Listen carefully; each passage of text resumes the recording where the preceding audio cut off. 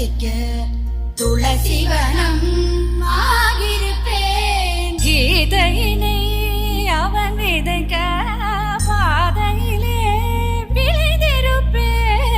முனை நதி தீரத்திலே ராதையன காத்திருப்பேன். வெண்ணை திருடும் பூவிரல் என்னை தழுவ ஆசையில் கண்ணம் நிழற மாணவன் இன்னல் புரிய நடந்தது கனவா நனவா மயக்கத்தில் கிடந்த நான் இன்னும்